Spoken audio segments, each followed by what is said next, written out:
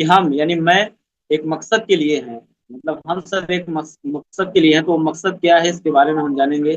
आज संसार में बहुत लोग हैं जो संसार में उनका मानना है कि जन्म लेना और पढ़ाई करना एक मनुष्य का सोच जो है, और पैसे कमाना, शादी करना और पारिवारिक बन जाना और घर बनवाना और पैसे को बचा कर रखना भविष्य के लिए, संपत्ति को बनाना, और यही करते हुए वो जानते हैं कि हमारा अंत हो जाएगा। बचपन से लेके यही सब करते हुए जानते हैं कि हमारा अंत हो जाएगा। लेकिन आज जब हम मसीह में आते हैं और विश्वास में, तो हमारे लिए इन सब से ज्यादा ऊपर एक बात है, वो होता है परमेश्वर हमें एक मकसद देता है। जो मसीह में जब हम आते हैं तो वो मकसद हमें मिलता है, और उस मकसद को हमें जानना है, और उस मकसद के पीछे हमें कैसे काम करना है। तो उस मकसद को हम जानेंगे कैसे, इन सब से परे जो हमारे लिए एक मकसद है, जो परमेश्वर ने हमें बुलाया है, उस मकसद को हम जानेंगे। पैसे कमाना, पढ़ाई करना है तो हमारा दूसरा पहलू, लेकिन पहला पहलू क्या है, जो परमेश्वर में आते हैं, हम मसीह बनते हैं, हम विश्वास करते हैं, विश्वास के कदम उठाते हैं, तो उस मकसद को जानना है कि हम मकसद के लिए हैं। तो मकसद क्या है हम आगे देखेंगे। आइए हम यीशु मसीह से सीखते हैं। तो एक वचन एक वचन पढ़ेंगे, लूका 4 अध्याय उसके 16 वचन से लेके 19 वचन तक।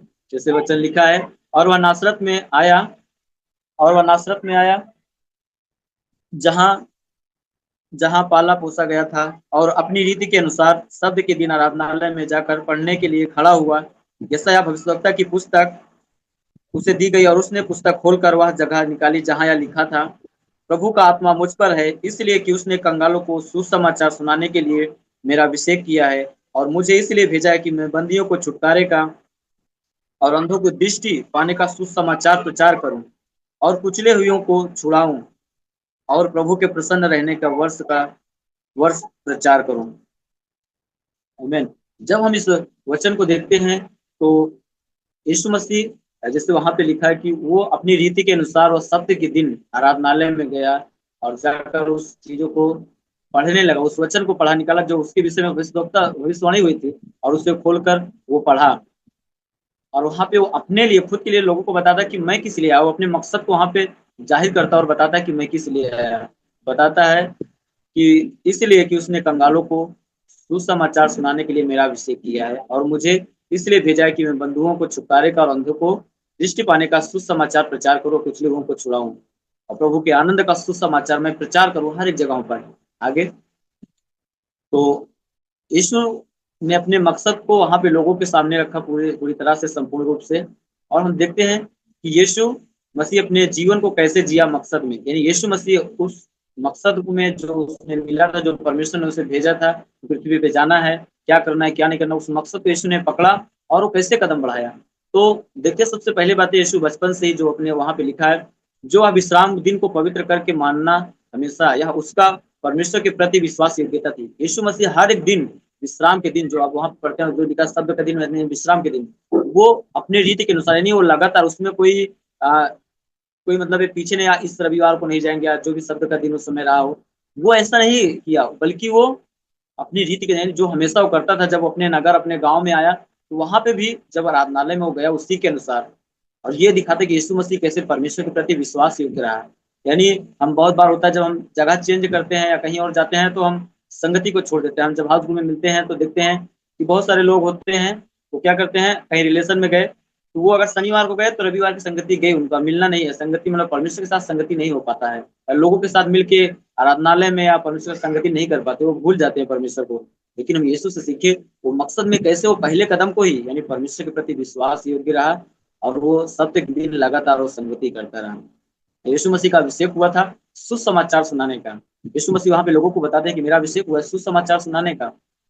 और सुसमाचार क्या, सुसमाचार हम जानते हैं, लेकिन उस समाचार के द्वारा वहां पे लोगों के लिए प्रभु यीशु मसीह क्या प्रस्तुत करते हैं, जो बंधन में है, जो शैतान के गुलामी में है, जो शारीरिक बीमारी में बने हैं, जिनको सही रास्ता नहीं दिखाई, जो संसार में भटक गए हैं, उनको सही रास्ता दिखाने के लिए, और इन सब बातों में छुटकारा देने के लिए, एक आजादी देने के लिए यीशु मसीह उस सुसमाचार का संदेश लेके आए, यानी एक खुशी की खबर लेके आए कि लोग बचाए जाएं, जो बंधन में आजाद हो, जो शैतान के बंधन में बंधे हो आजाद हो, शारीरिक बीमारियों से आजाद हो।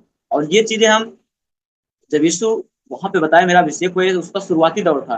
और आगे जब हम पढ़ते हैं, देखते हैं कि यीशु मसीह इन सारे कामों को किया, वो बंधनों को छुड़ाया। जब देखते हैं वो व्यक्ति जो शैतान के बंधन में था, जंजीरों में जकड़ा हुआ था, वहां पे यीशु मसीह उसको छुड़ाते हैं, और शारीरिक कितनी बीमारियों को उन्होंने ठीक किया, अंधों को उसने आंखें दी, बहुत सारी चीजों को उन्होंने कार्य किया। यानी उस सुसमाचार जो उसका अभिषेक हुआ, तो उस अभिषेक को यीशु ने जाना और पहचाना, और उसके लिए वो उसमें जीता रहा, हर एक दिन वो जीवन जी रहा था और वो कार्य कर रहा था। हम परमेश्वर के लिए आज हमारे लिए क्या, कैसे हम इस मकसद में दिया, हम परमेश्वर के लिए अपने समय के प्रति लगातार विश्वास योग्य बने हमेशा।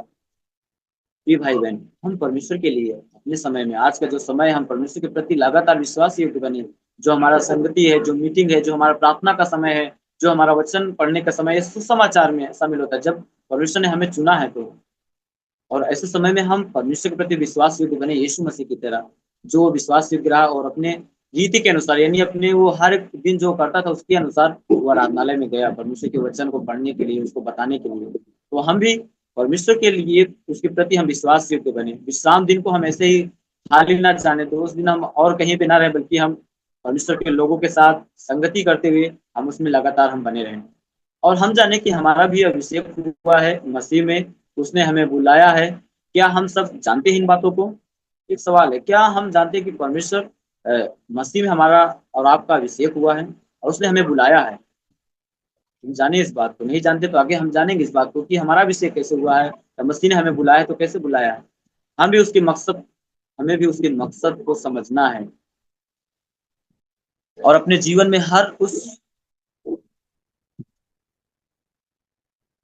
जिससे कि यीशु जब वो भविष्य के उस महान मकसद को समझा और समझने के बाद वो उसे पूरा भी करता है। तो प्रिय भाई बहन, हम अपने जीवन में मसीह के मकसद को जो उसने हमें रखा है, हमें जानना है, उसे पूरा करना है। और ऐसे ही नहीं, बल्कि एक बोझ के साथ उसको लेकर चलना है, उस मकसद को बोझ के साथ लेकर चलना, उसे पूरा करना है। हम यीशु के जीवन से बहुत सारी बातें सीख सकते हैं, और लोग भी यह और आगे देंगे कि हमारे जीवन के मकसद है, उसे हमें पूरा करना है। आगे हम बढ़ते हैं। हम के लिए खास है, उसने हमें चुना है, मकसद दिया है जीने को। इसलिए हम सबको हमेशा से चुना है, और उसके लिए खास है, उन्हें उसने हमें मकसद दिया है। तो हम उस मकसद को जाने। जैसे पहला पत्रस 2 अध्याय के 9 और 10 वचन में जो लिखा है, पर तुम एक चुना हुआ वंश और राजपदधारी याजकों का समाज और पवित्र लोग और परमेश्वर की निज प्रजा हो, इसलिए कि जिसने तुम्हें अंधकार से अपनी अद्भुत ज्योति में बुलाया है, उसके गुण प्रकट करो। तुम पहले तो कुछ भी नहीं थे, पर अब परमेश्वर ही परमेश्वर ही की प्रजा हो। तुम पर दया नहीं हुई थी, पर अब तुम पर दया हुई है। आमीन। ये वचन बताता है कि हम परमेश्वर के लिए कितने खास हैं, और परमेश्वर हमें इसमें बहुत सारे मकसद को दिया है, जो हम उस मकसद को हम समझ सकते हैं। आगे हम थोड़ा बढ़ेंगे। तो परमेश्वर के लिए हम खास हैं, उस मकसद को हम जाने और समझे, और हम अपनी पहचान को हमें समझना है, और मकसद की ओर हमें दौड़ना है। तो सबसे पहले जब हमने वचन को पढ़ा, तो वहां पे बताता है कि हम एक चुने हुए लोग हैं। यानी परमेश्वर का अभिषेक हमारे और आपके ऊपर है, उसने हमें चुना है, यानी उसका अभिषेक हमारे और आपके ऊपर है। प्रिय भाई बहन, हम ऐसे ही मसीह में नहीं आ गए, हम ऐसे ही विश्वास नहीं करने लगे। उसने हमें चुना, उसने हमें ढूंढा, संसार के हर एक इतने बड़ी भीड़ में उसने हमें और आपको चुना और हमारा अभिषेक किया, यानी अपने पास हमें बुला लिया। और वो चुनने का मतलब, इससे अभिषेक करने का मतलब, उसने हमें दाम दे के उस कलवरी के क्रूस पर जो सुसमाचार है हमारे लिए, उसने हमें खरीद लिया, उसने हमें नया जीवन दिया। इस प्रकार से उसने हमें चुना और हमारा अभिषेक किया। और यही तक नहीं, उसके आगे दूसरी बात वो बोलता है, याजकों का समाज, उसने हमें ऐसे याजकों के बीच में रखा, राज्य पदधारी, यानी एक ऐसे समाज में रखा परमेश्वर जो संसार से एकदम अलग है, जो संसार के परे है। ऐसे ऐसे समाज में हमें परमेश्वर ने हमें और आपको रखा है, और वो हमें और आपको और भी खास बनाता है, जब वो बोलता है कि हम पवित्र लोग हैं और उसकी निज प्रजा हैं। प्रिय भाई बहन, प्रिय कलीसिया, जब हमें पवित्र लोग कहता है ना, आज हम सब बोलते हैं कि हम पापी हैं, और ये सच है, हम पापी हैं, हम जन्म से ही पापी हैं। आज भी हम पाप करते हैं, लेकिन जब परमेश्वर का वो क्षमा, उसका लहू जब हमारे ऊपर आता है, जब परमेश्वर हमें और आपको देखता है, तो हमें नहीं देखता, हमारे कामों को नहीं देखता, बल्कि वो यीशु को देखता है, जिसके कारण हम पवित्र ठहराए जाते हैं, जिसके कारण हम धर्मी ठहराए जाते हैं। नहीं तो हम धर्मी नहीं नहीं बन सकते कभी भी। हम कितना भी पुण्य का काम कर ले, कुछ भी कर ले, हम धर्मी नहीं बन सकते। यीशु मसीह के द्वारा हम पवित्र ठहरते हैं, और उसकी निज प्रजा है, यानी हम यीशु के लोग हैं। यीशु ने हमें अपना बना लिया पूरी तरीके से। और फिर वो कहता है उसने हमें ज्योति में बुलाया। हम उस अंधकार में थे, अंधकार में डूबे हुए थे। उस सुसमाचार जो हमारे लिए गया, वो हमें एक खास बुलावा हमारे लिए आया, और हम ज्योति में आए। और वो ज्योति कौन है? यीशु मसीह है, जो कहता है ज्योति मैं हूँ। और ज्योति हमें भी ठहराया है। और अंत में वो एक बात कहता है, ये बात को हमें जान हमने अपनी पहचान को जान लिया, लेकिन अब हमें उस मकसद की ओर कैसे दौड़ना है जो यीशु मसीह कहते हैं कि हम उसके गुण को प्रकट करें। ये हमारा मकसद है। जी भाई बहन, हम उसके गुण को प्रकट करें, यही हमारा मकसद है। और जब हम मसीह में विश्वास कर रहे हैं और उसके गुण को हम प्रकट करते हैं, ये मकसद हमें जानना। हमने अपनी पहचान को देखा इन चार बातों में कि हम यीशु के कितने करीब हो गए हैं। जब यीशु मसीह वहां पे लोगों को अपना पहचान बताते हैं कि मैं कौन हूँ, मेरा अभिषेक हुआ है और मैं इन इन सब बातों को करने आया हूँ, और परमेश्वर के राज्य का जो खुशी का आनंद का सुसमाचार उसे सुनाने आया हूँ। और हम आज हमारे लिए एक मकसद है जिसकी ओर हमें दौड़ना है। वो है कि हम प्रभु यीशु मसीह के गुण को हम प्रकट करें। उसके गुण क्या है जो हमें प्रकट करना है, उस मकसद में हम कैसे आगे बढ़ेंगे। हम अपने आप को जाने बहुत सौभाग्य है, एक ऐसा मौका मिला है कि हम सुसमाचार सुनाने का, कि हम सुनाए। यानी ये जो गुण को प्रकट करना, यानी सुसमाचार को बताना, सुसमाचार को फैलाना, सुसमाचार का जीवन जीना, ये हम अपने आप को एक सौभाग्य समझें कि परमेश्वर ने हमें और आपको चुना है ना। कई बार होता है जब हम देखते हैं अलग जगह पर, जब एक चुनाव होता है, अगर कोई प्रधान जब चुना जाता है तो वो कितना खुश होता है, आनंदित होता है। और उस प्रधान के साथ में अगर किसी को चुन ले कि चलो भाई आज से तुम मेरे साथ रहना, तो वो व्यक्ति एक ऐसा खुश होता है कि अरे मेरा सौभाग्य हुआ कि मैं प्रधान के साथ में रहूंगा, उनकी देखभाल करूंगा उनके। लेकिन ये भाई बहन फिर कलेसिया, हम देखिए कि परमेश्वर ने हमें और आपको चुना उसके गुण को प्रकट करने के लिए, कि कितना हमारे लिए सौभाग्यशाली है। यानी हमारे लिए ये कितना आनंद का समय है, आनंद मनाए कि परमेश्वर ने मुझे चुना है, ऐसा मौका मिला है। तो इस मौके को हम जाने ना दे, इसमें हम आगे बढ़े, हम बढ़ चले इस खास मकसद को लेके। हम मसीह में पूरी तरीके से हम आगे बढ़ चले। नहीं तो बहुत बार होगा, हम अगर आज देखते हैं कि लोग सुसमाचार को लेकर एकदम ढीले पड़े हैं, वो उसको लेके जाना नहीं चाहते, दौड़ना नहीं चाहते हैं, वो एक जगह पे खड़े हुए हैं। ये भाई बहन, उसने कहा कि हमने सेत मेत में पाया, इस सुसमाचार को सेत मेत में दें। इसके लिए कोई हमें दिन समय इसको हमें नहीं जानना है। और सुसमाचार जो हम जीवन जीते हैं, वही है उसको गुरु को प्रकट करना। हम सच्चाई का जीवन जीना, ईमानदारी का जीवन जीना, और अपने जीवन में बुराई से दूर रहना, यानी परमेश्वर की बातों को मानना। तो हम देखते हैं कि आदम हव्वा ने पाप किया, परमेश्वर से दूर हो गए, यानी पाप के द्वारा वो दुनिया आई। और वो निकटता कब आता है? कि हमें क्यों बनना है, जब हम परमेश्वर से यीशु को स्वीकार करना, जो हमारे पापों के लिए मारा गया, गाड़ा गया, तीसरे दिन वो जी उठा। हम यीशु को स्वीकार करते तब हम परमेश्वर के पास पहुंचाए जाते हैं। और इस तरीके से हम मसीह में विश्वास करते हैं तो हमारा नवीनीकरण होता है। हम हर दिन परमेश्वर में नए होते जाते हैं, नए होते जाते हैं। तो हमारा जो जीवन है उसके गुण को प्रकट करना है, जिसे हमें दौड़ना है उस मकसद को। इस तरीके से हम अपने जीवन को उसके वचन की ओर जीते हुए हम लोगों को दिखा सकते हैं कि हम मसीह के लोग हैं। आमीन। तो ये मौका हम न छोड़े, ये सौभाग्य जो हमें मिला है परमेश्वर के राज्य में उसका सुसमाचार सुनाने का, हम उसे न छोड़े और पहचान लें हम कौन है। हम उसके चुने हुए लोग, याजकों का समाज, पवित्र लोग, और उसने हमें ज्योति में बुलाया है। आमीन। और आगे हम देखते हैं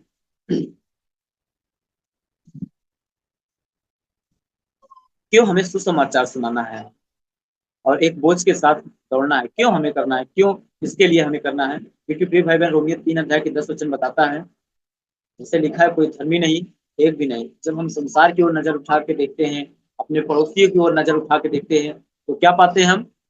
कि लोग आज पाप में हैं। लोग अब पाप का जीवन जी रहे हैं, लोगों के जीवन में शांति नहीं है।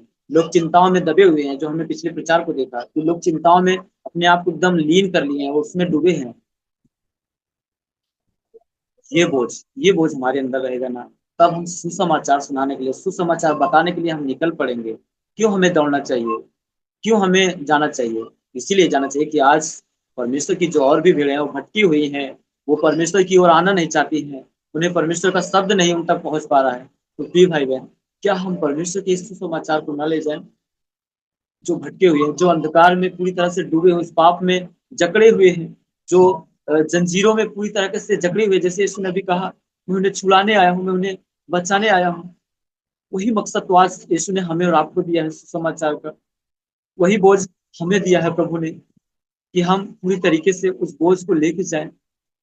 उस बोझ को हम लोगों तक ले जाए कि आपके लिए खुशी की खबर है।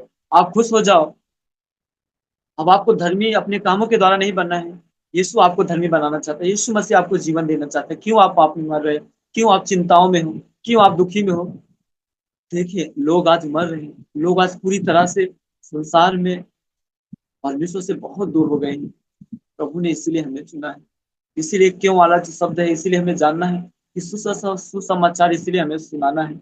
एक बोझ हमें होना है कि हमारे रिलेशन के लोग हैं, जो रिश्तेदार हैं, जिन्हें हमारी जान पहचान है, हमारे गांव में, अगल बगल, पास आस पड़ोस, वो प्रभु को नहीं जानते हैं। कौन तरीका हमें सुसमाचार उन तक हम पहुंचाएं, ले जाएं? ये भाई बहन, आज हम कदम बढ़ाएं। आज हमें, हमारे पास एक बोझ हो कि प्रभु की और भी भेड़ें हैं जो नाश हो रही हैं, जो परमेश्वर को नहीं जानती, परमेश्वर को नहीं खोज रहे हैं।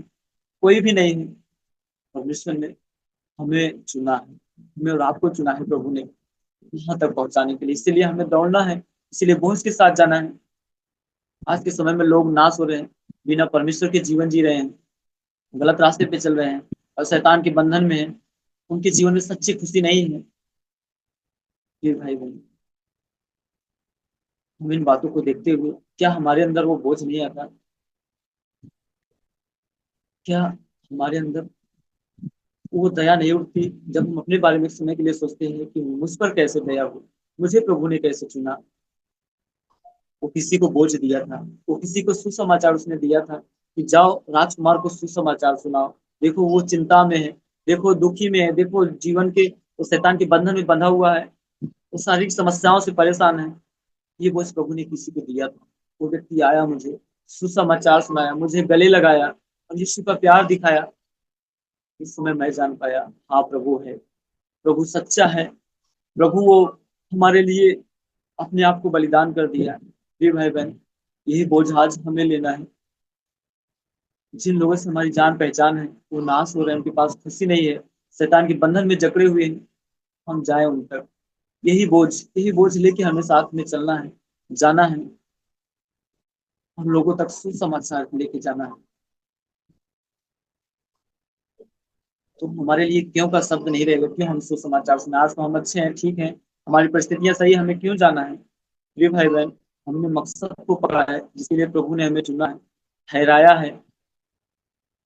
उस मकसद की वजह से हम प्रभु के लिए, जो हमें सौभाग्य मिला है, उस सौभाग्य की वजह से, जो एक मौका मिला है, हम प्रभु के राज्य में जो चल पड़े हैं, हम लगातार हम आगे बढ़ते जाएं।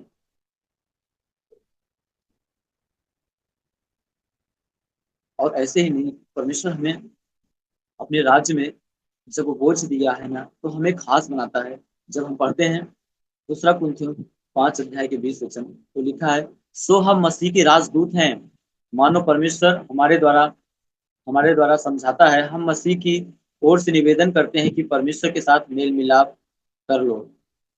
ये भाई बहन, राजदूत, हम मसीह के राजदूत हैं। राजदूत का मतलब होता है कि एक जगह से दूसरी जगह तक बातों को ले जाना, या वहां की बातें अपने देश में लेके आना। और मसीह ने हमें और आपको चुना है। यीशु मसीह ने हमें आपको चुना कि हम राजदूत हों, उसके राजदूत बने, यानी हमें लोगों को प्रभु के पास लेके जाना है। हम यीशु के राजदूत हैं। हम सब यीशु के राजदूत हैं। लोगों तक परमेश्वर का संदेश लेके जाना है और परमेश्वर से उन्हें मिलाना है। और ये बातें एक बोझ के साथ हमें करना है। और प्रिय भाई बहन, हम पूरी ईमानदारी से इन बातों को करें। मेल मिलाप कराना, परमेश्वर ने हमें और आपको ऐसी जगह पे रख दिया है।